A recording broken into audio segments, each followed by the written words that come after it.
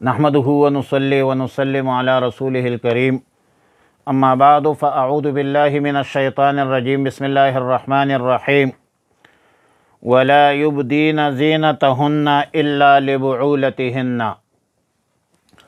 پارہ نمبر 18 سورہ نور، رکوع نمبر 4، آیت نمبر 31۔ آیت مذکورہ آیت نمبر 31 میں دو استثناء کا ذکر ہے۔ نمبر 1 الا ما ظہر منہا، اور دوسرا استثناء ہے الا لبعولتہن او آبائہن۔ پہلے استثناء کی بحث ہو چکی ہے گزشتہ کلپ میں، اور آج ہم دوسرے استثناء پر گفتگو کریں گے، اور اس دوسرے استثناء میں ان مردوں کا بیان ہے جن سے شرعاً پردہ نہیں ہے،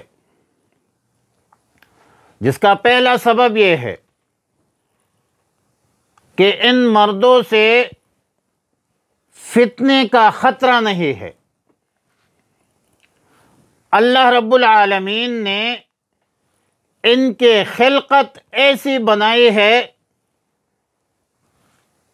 کہ یہ مرد، یہ محرم مرد، ان عورتوں کی عصمت اور عزت اور حرمت کے محافظ ہے۔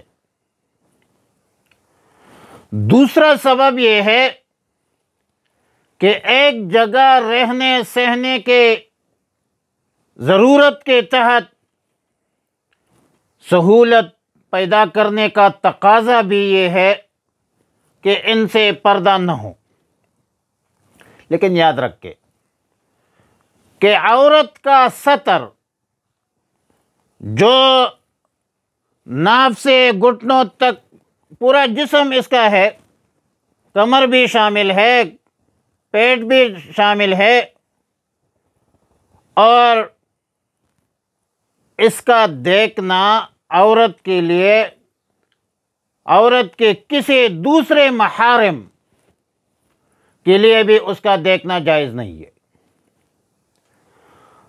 اور یہ بھی یاد رکھے کہ محرم کی جو خاص فقہی تعریف ہے کہ محرم وہ ہے جس سے کبھی بھی نکاح جائز نہیں ہوتی۔ آیات مذکورہ میں وہ فقہی محرم مراد نہیں ہے، بلکہ محرم بمعنی عام استعمال ہوا ہے آیات مذکورہ میں، جس میں شوہر بھی شامل ہے۔ اور آیات کریمہ میں 12 مستثنیات ہیں، 12 بندے جو ہے وہ مستثنیٰ ہے، اور اس سے آپ پردہ نہیں کر سکتے، شریعت نے آپ کو اجازت دی ہے۔ پہلے نمبر پہ شوہر ہے۔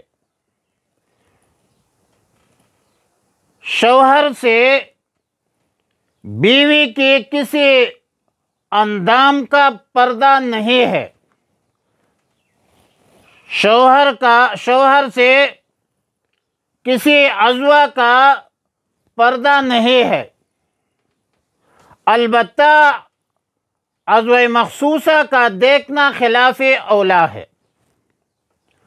صدیقۃ بنت صدیق سیدہ عائشہ صدیقہ عفیفہ رضی اللہ تعالیٰ عنہ فرماتی ہے کہ ما رأى منی ولا رأیت منہ۔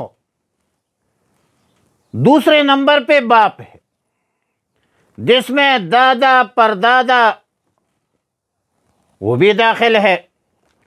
تیسرے نمبر پہ شوہر کا باپ یعنی سسر ہے، اور اس میں شوہر کا دادا پردادا وہ بھی شامل ہے۔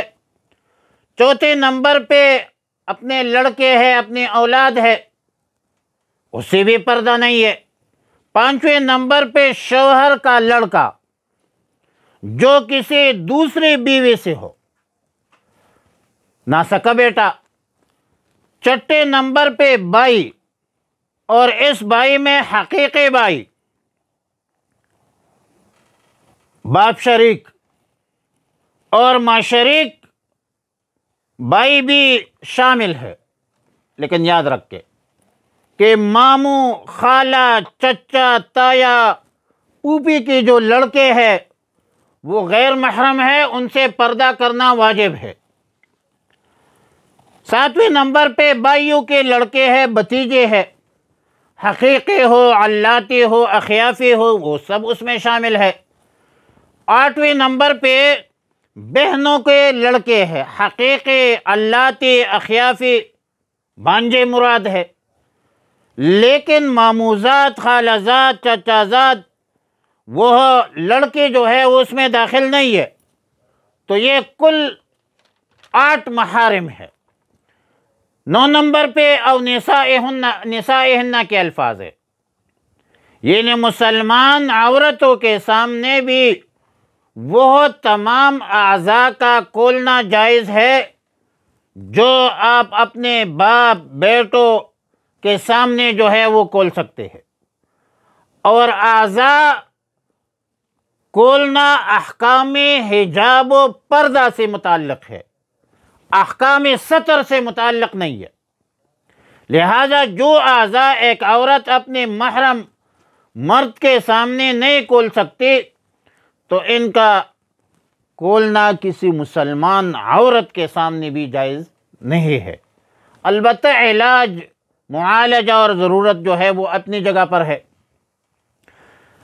ایک اور بات کہ نسائہن میں مسلمان عورتوں کی قید سے معلوم ہوتا ہے کہ کافر مشرک عورتوں سے بھی پردہ واجب ہے۔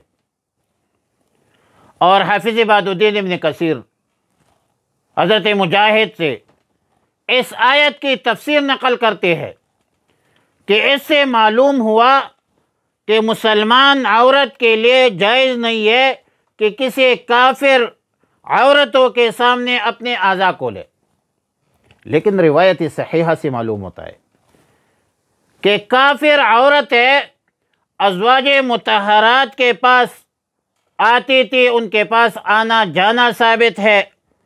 اور امام فخر الدین رازی رحمۃ اللہ علیہ فرماتے ہیں کہ نسائہن میں سب عورتیں شامل ہیں، کافر ہو یا مسلمان ہو۔ اور سلفی صالحین سے، اکابرین سے جو کافر عورتوں کے حوالے سے پردہ کی روایات منقول ہے وہ استحباب پر مبنی ہے۔ قذافی تفسیر روح المعانی اور علامہ علوسی لکھتے ہیں هذا القول اوفق بالناس اليوم فإنه لا يكاد يمكن احتجاب المسلمات عن الذمیات۔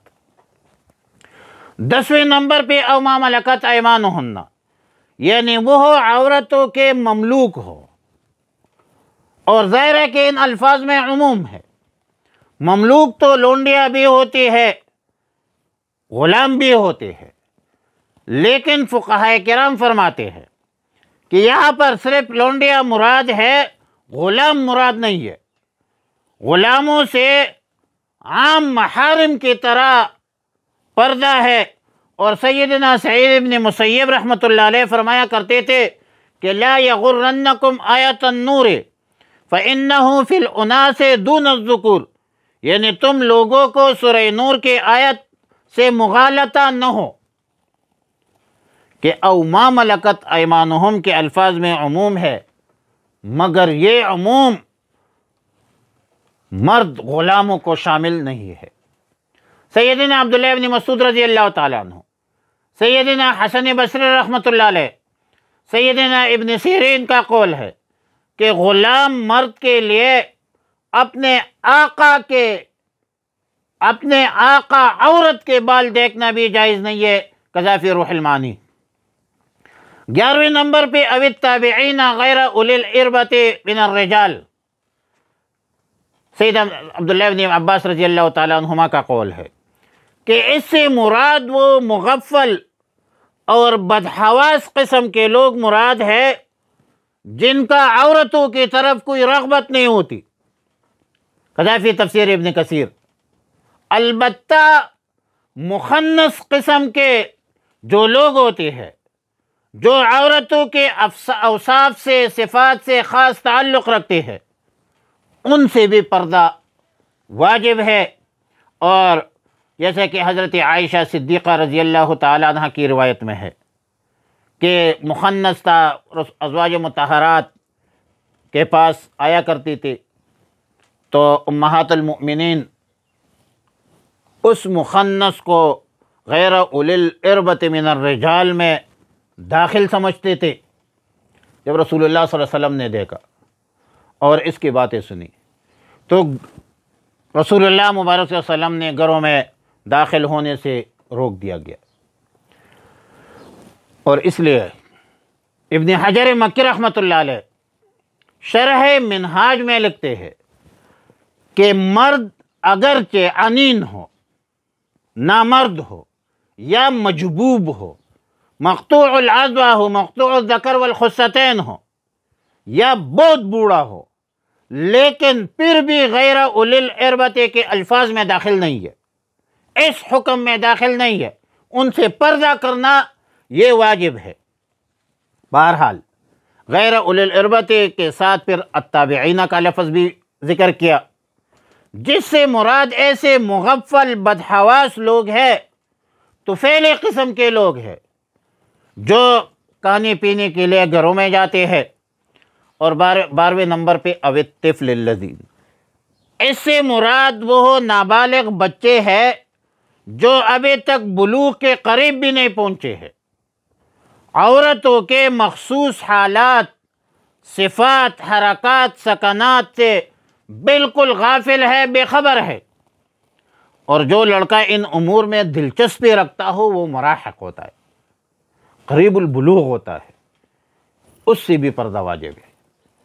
علامہ جساس فرماتے ہیں کہ طفل سے مراد وہ بچے ہیں جو مخصوص معاملات کے حوالے سے عورتوں میں اور مردوں میں کوئی فرق اور امتیاز نہیں کر سکتا۔